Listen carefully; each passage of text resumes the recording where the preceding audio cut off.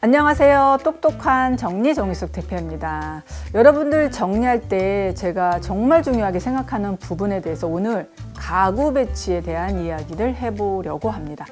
가구 배치 너무 무거운데 엄두가 나질 않아요. 가구를 어떻게 옮겨요? 라고 생각이 드실 겁니다. 그런데 전문가로서 공간 컨설팅을 하면서 가장 중요하게 먼저 생각하는 것이 가구의 위치입니다. 우리 집에 어떤 가구가 있고 어떤 가구가 부족하고 위치가 괜찮은지 위치가 맞는지 고민해 보신 적 있으실까요? 제가 정리 의뢰를 받고요. 미팅을 진행하면서 가장 먼저 보는 것이 공간의 목적입니다. 공간의 목적이 먼저 정해져야지 전문가들도 그 공간의 목적에 따라서 물건을 빼기도 하고 넣기도 하고 가구를 이동하기도 합니다. 가구를 이동하는 이유는요.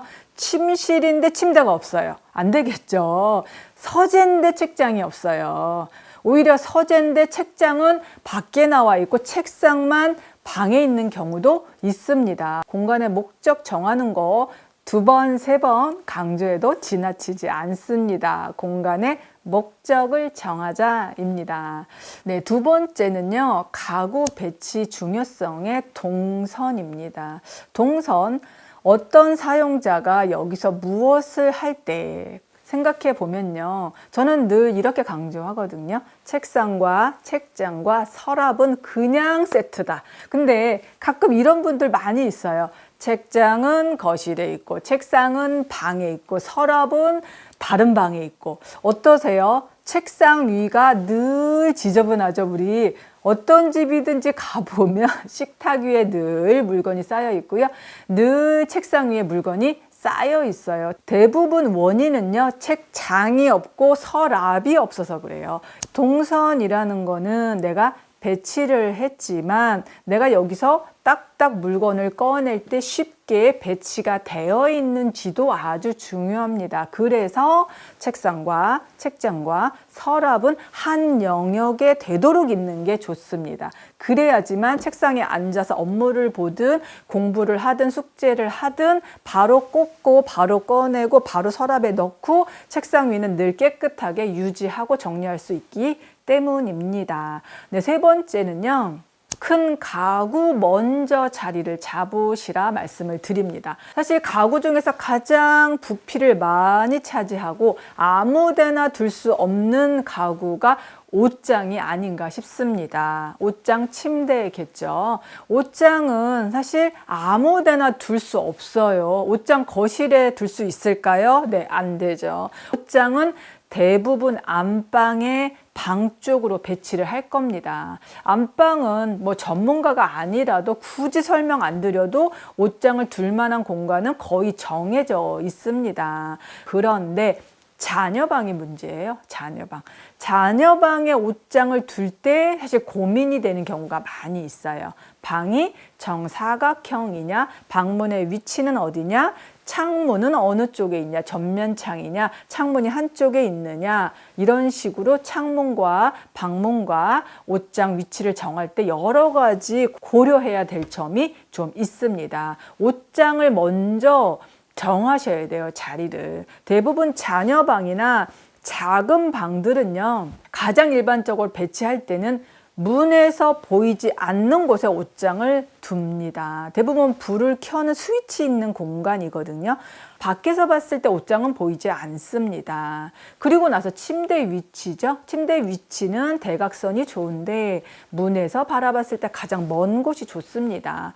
인테리어 쪽으로도 좋고 사용하기도 편해요. 누워있을 때 엄마가 밥 먹어라 라고 얘기했을 때 어때요? 누워있다가도 엄마랑 눈이 딱 마주치기 좋은 공간입니다.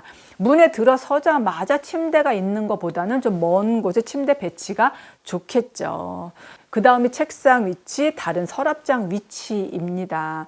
책상은 대부분 문 쪽에 배치하는 경우가 대부분입니다. 그 이유는 등 쪽이 방문 쪽으로 가지 않도록, 또 창가로 책상을 배치하면 산만해지기 쉽기 때문에 대부분 아이들 공부방에는 방문에 가까운 쪽으로 책장을 배치하는 경우가 많이 있어요. 그래서 아이가 공부하고 있어도 엄마가 들어왔을 때 바로바로 알 수 있죠. 네. 그 다음에 책 책장인데요. 사실 책장은요, 전문가 입장에서 아주 효자 상품인 것 같아요. 그 이유는요, 공간을 아주 적게 차지하면서 물건을 수납을 많이 해주기 때문입니다. 그래서 거실에 나갈 수 있는 가구 중에서 유일하게 책장이 아닐까 생각을 해 봅니다. 아이가 공부하는 책장과 책상이 같이 연결돼 있다면 책상 위 정리가 좀 쉽기 때문에 책장은 아이 책상과 옆에 연결해서 두는 것이 좋습니다.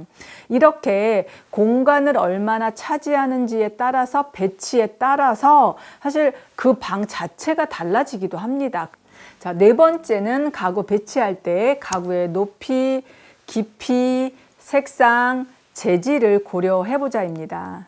뭐 비싼 가구, 싼 가구 중요한 게 아니라 일단은 색상은 통일돼야 될 것 같아요. 그리고 그 다음이 깊이입니다. 깊이. 사실 높이도 중요하죠. 그런데 높이가 조금 안 맞더라도 색상이 맞고 깊이가 맞는다면 훨씬 더 공간이 넓어지더라고요.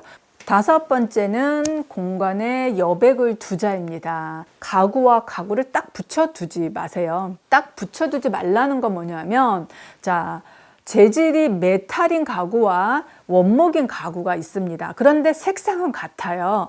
그런데 이 가구를 딱 붙여두면 오히려 세트 아닌 것이 더 어울리지가 않습니다. 살짝 10cm를 일부러 떼어놓는 경우가 있거든요. 그러면 훨씬 그 여백이 그 가구 나름대로의 고급스러움을 살려줍니다. 한번 활용해 보세요. 아주 작은 차이지만요, 훨씬 분위기가 달라집니다. 네, 오늘은 가구 배치만으로도 우리 집에 변화를 줄 수 있는 방법에 대해서 알려드렸습니다. 가구를 옮기는 거 사실 큰일입니다. 네, 뭐 아무 가구나 다 옮길 수 있는 것도 아니죠. 만약에 조립식 가구 같은 경우는 전문가의 도움을 받는 것도 중요합니다. 그렇지만 우리 집이 이사 가지 않고 이 집에서 변화를 가질 수 있는 가구 배치에 대한 고민 한번 해보시면 우리 집도 좀 달라지지 않을까 생각을 해봅니다. 물건의 위치 잡는 것도 중요하지만요, 가구의 위치가 제자리를 잘 잡아야지만 동선도 짧아지고요, 훨씬 더 공간이 그 목적에 맞게끔 어울립니다. 가구 배치도 한번 시도해 보세요. 오늘 영상이 도움되셨으리라 생각이 듭니다. 다음 주에도 새로운 영상으로 찾아뵙겠습니다. 감사합니다.